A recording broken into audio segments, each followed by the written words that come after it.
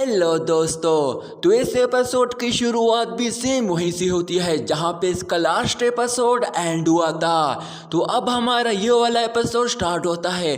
तो हम देखते हैं कि लिंग फेंग की मार्शल स्पिरिट को देखकर वहां के कुछ डिसेबल काफ़ी शॉक हो जाते हैं, जिस पर एक डिसेबल हैरान होते हुए कहता है कि ये क्या, लिंग फेंग की गॉड लेवल की मार्शल स्पिरिट है और इसके पास दो अलग अलग मार्शल स्पिरिट है।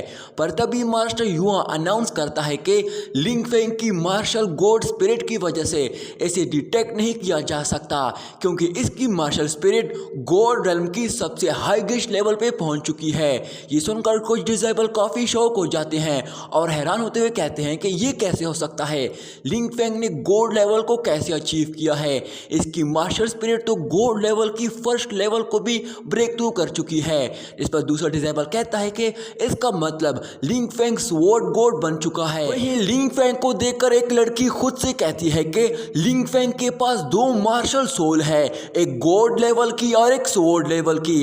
अब तो मुझे लिंग फेंग पे काफी प्राउड फील हो रहा है, क्योंकि हजारों सालों में ये पहला होली पर्सन है जिसके पास ये सब कुछ है।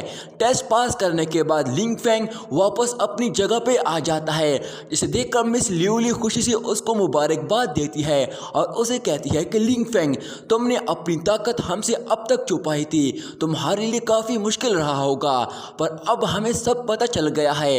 इस पर फेरी याओ याओ उसे कहती है कि लिंग फेंग, तुम तो काफ़ी टैलेंटेड पर्सन हो, मैंने सोचा भी नहीं था कि तुम इतने पीक लेवल्स में होगे। गॉड लेवल स्वॉर्ड एक अच्छा टैलेंट है, अब समझ आ गई कि तुम इतने सारे हॉली स्वॉर्ड को कैसे एक साथ कंट्रोल कर पाते हो। अपनी इतनी तारीफ सुनकर लिंग फेंग कुछ भी नहीं बोल पा रहा होता है, जिस पर मिस जैन हीन उन्हें कहती है कि मिस्टर लिंग फेंग तो शुरू से ही एक टैलेंटेड पर्सन है और मुझे लगता है मेरे पास भी एक मौका है, मैं भी डिवाइन स्वॉर्ड को कंट्रोल कर पाऊंगी।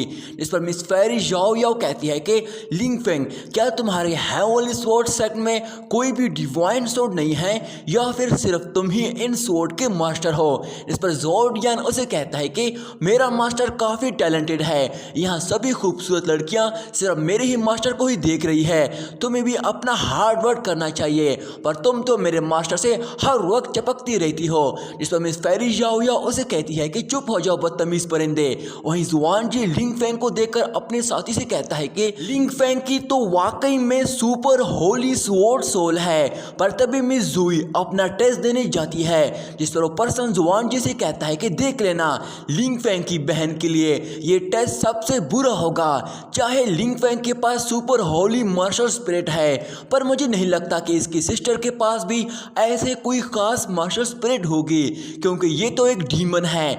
वहीं मिस जुई अपना टेस्ट देने से घबरा रही होती है, क्योंकि वो जानती थी कि ये लोग उसे कहेंगे कि मेरे में डीमन ब्लड है और मैं डीमन का साथ देती हूँ। जिस पर वो लिंग फेंग से कहती है कि क्या होगा अगर मेरा टेस्ट फेल हो गया। जिस पर लिंग फेंग उसे कहता है कि तुम डरो मत, सब ठीक हो जाएगा, मैं हूँ, फर्क नहीं पड़ता दूसरे तुम्हारे बारे में क्या सोचते हैं, तुम्हारा भाई हमेशा तुम्हारा साथ देगा। तभी एक पर्सन कहता है कि इस लड़की के पास तो अजोरा धर्मा बॉडी है, देखते हैं ये लोग अब इसके साथ क्या करते हैं। जिसके साथ ही हम देखते हैं कि मिजुई अपनी अजोरा धर्मा बॉडी की मार्शल स्पिरिट को बाहर निकाल देती है। इसे देखकर कुछ डिसेबल काफी शॉक हो जाते हैं, पर तभी गॉड ऑफ वॉर बाहर आ जाता है और उसे चेक करने लगता है कि तभी मिजुई लिंग फेंग से कहती है कि घबराओ मत, वो गॉड ऑफ वॉर उसे कुछ नहीं कह सकता। अगर तुम्हारी बहन एक ह्यूमन रेस नहीं भी है, तब भी गॉड ऑफ वॉर उसके खिलाफ कोई भी एक्शन नहीं ले सकता, क्योंकि वो ह्यूमन रेस के लिए कोई भी खतरा पैदा नहीं करेगा। अगर ऐसा कुछ होता भी है, सबसे पहले वो तुम्हें ना छोड़ता, इसलिए घबराओ मत और परेशान ना हो। इस पर लिंग फेंग जवाब देता है, उम्मीद करता हूँ ऐसा ही हो। इस पर मिस याओ बाई उसे बताती है कि अगर गॉड ऑफ वॉर अचानक से भी तुम्हारी बहन पे अटैक करने की कोशिश करेगा तो मैं उसके लिए वो अटैक पहले से ही ब्लॉक कर दूंगी। इस पर लिंग फेंग खुद से कहता है कि मुझे मिस जुई को इस डिवाइन सिलेक्शन पार्टिसिपेट करने नहीं देना चाहिए था। अब गॉड ऑफ वॉर मिस जुई की बॉडी चेक कर रहा होता है कि तभी तुरंत ही लिंग फेंग अपने उस ट्रेजर को निकाल देता है। इसे देखकर गॉड ऑफ वॉर भी समझ जाता है कि इसके पास तो एंशिएंट गार्डियन टर्टल का सपोर्ट है, जिस पर वो उन्हें कहता है कि इस बच्ची के पास फेमस क्लैन ब्लड लाइन है। जिस पर वो पर्सन अनाउंस करता है कि मिस लिन लिन जुई की अज़ोरा दरमा बॉडी ने ये टेस्ट पास कर दिया। ये सुनकर मिस जुई खुश होते हुए कहती है कि आखिरकार मैंने ये टेस्ट पास कर दिया। वहीं ये बात वहाँ के कुछ डिसेबल को बिल्कुल भी अच्छी नहीं लगती कि लिंग फेंग की बहन ने ये टेस्ट कैसे पास कर दिया, ये तो इसके काबिल भी नहीं है। इस लड़की के पास डीमन ब्लड है और यह हमारे डिवाइन सिलेक्शन में आकर पार्टिसिपेट कर रही है। क्या बकवास है, हमारा मजाक बन रहा है। ये हमारी ह्यूमन रेस की नहीं है, ये कैसे हमारे गॉड ऑफ वॉर के सामने खड़े होकर ये टेस्ट दे सकती है। ये सुनकर मिस जुई काफी उदास हो जाती है।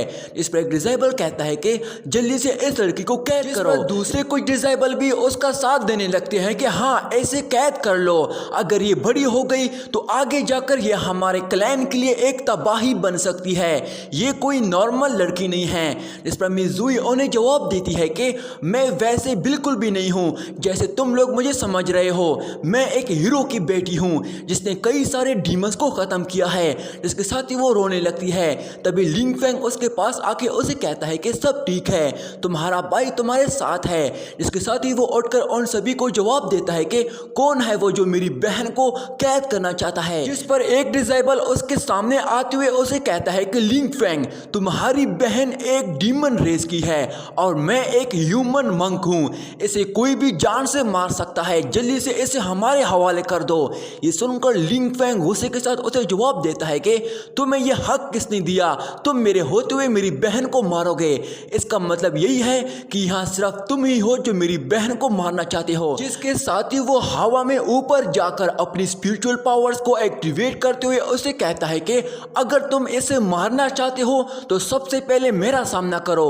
ये देखकर दूसरे डिसेबल काफी घबरा जाते हैं। जिस पर वो डिसेबल उसे जवाब देता है कि लिंग फेंग तुम्हें पता भी है तुम कहाँ खड़े हो, तुम इन सभी के सामने एक ह्यूमन मंक को धमकी देने की हिम्मत कैसे कर सकते हो। इस पर दूसरा डिसेबल जवाब देता है कि हाँ ये अपनी मैजिकल स्वॉर्ड सोल की वजह से खुद को कुछ ज्यादा ही ताकतवर समझने लगा है और समझता है कि ये जो चाहे वो कर सकता है। ये सुनकर लिंग फेंग को बहुत ही गुस्सा आ जाता है और तुरंत ही अपनी स्पिरिचुअल पावर्स का इस्तेमाल करते हुए डिवाइन एनर्जी से उसकी बॉडी की सोल को डैमेज करने लगता है, जिससे उसको काफी ज्यादा पेन महसूस हो रही होती है। इस पर वो दर्द के मारे कहता है कि ये आखिर कैसे कर सकता है। तभी लिंग फेंग अपनी फेनिक फील्ड का इस्तेमाल करते हुए उस पर जायंट पाम हैंड से अटैक कर देता है, जिससे वो डिसेबल दूर जाकर गिरता है और उठकर लिंग फेंग से कहता है कि तुम एक मॉन्स्टर हो, तुम मास्टर ऑफ टेम्पल के सामने दूसरे डिसेबल को हर्ट कैसे कर सकते हो। जिस पर दूसरा डिसेबल उसे जवाब देता है कि लिंग फेंग गॉड ऑफ वॉर और मास्टर के सामने किसी मासूम डिसेबल पे अटैक कैसे कर सकते हो तुम। जिस पर डिसेबल उठकर मास्टर और गार्डियन से रिक्वेस्ट करता है कि प्लीज आप लिंग फेंग के खिलाफ कोई एक्शन ले। जिस पर एल्डर मास्टर कहता है कि यहाँ के हालात तो कुछ ज्यादा ही खराब हो गए हैं, बात काफी आगे तक बढ़ गई है। इस पर मास्टर युआ उसे जवाब देता है कि ये सभी डिसेबल इतनी आसानी से खामोश नहीं होने वाले, ये सभी लोग इंसाफ चाहते हैं। आखिर लिंग फेंग पब्लिक के सामने ऐसे कैसे कर सकता है। जिस पर वो उन सभी से कहता है कि मैंने अपना फैसला सोच लिया है। इसके साथ ही वो अपने हाथ से काफी पावरफुल डिवाइन एनर्जी रिलीज करने लगता है। इसे देखकर सभी डिसेबल काफी घबरा जाते हैं। दोस्तों असल में मास्टर युआ उस डिसेबल पे अटैक करके उसकी कल्टिवेशन पावर्स को पूरी तरह डिस्ट्रॉय कर देता है, क्योंकि यही उसकी सजा थी। ये देखकर दूसरे डिसेबल को समझ नहीं आता है कि मास्टर युआ ने इस डिसेबल को सजा क्यों दी। ये तो लिंग फेंग था जिसने इस पर अटैक किया है, ऐसा क्यों हुआ है। इस पर मास्टर युआ उन्हें जवाब देता है कि मिस लिन जुई ने गॉड ऑफ वॉर के सामने अच्छे से ये टेस्ट पास किया था, पर इसके बावजूद भी तुम लोग यहाँ सभी के सामने इस बच्ची को बिना वजह टॉर्चर कर रहे हो और इसे सबके सामने टारगेट कर रहे हो। इसका मतलब यही हुआ कि तुम्हें गॉड ऑफ वॉर पे शक है। क्या तुम गॉड ऑफ वॉर के खिलाफ जाना चाहते हो। इस पर डिसेबल उसे कहता है कि नहीं मास्टर, हम ऐसा सोच भी नहीं सकते। जिस पर मास्टर युआ उन्हें कहता है कि पर तुम लोगों ने ये किया है। जिस पर डिसेबल उसे जवाब देता है कि ये लड़के एक ह्यूमन रेस की नहीं है, क्या हम सिर्फ सवाल भी नहीं कर सकते, हम तो अपने भला के लिए ये सब कर रहे थे और तुमने मेरी कल्टिवेशन डिस्ट्रॉय कर दी, आखिर क्यों। इसके साथ ही दोस्तों हमारा ये वाला पार्ट यहीं पे एंड हो जाता है। दोस्तों इस सीरीज का अगला पार्ट मैं जल्दी अपलोड करने की कोशिश करूंगा। तब तक के लिए मेरे इस चैनल को सब्सक्राइब करके इस वीडियो को लाइक कर देना। शुक्रिया।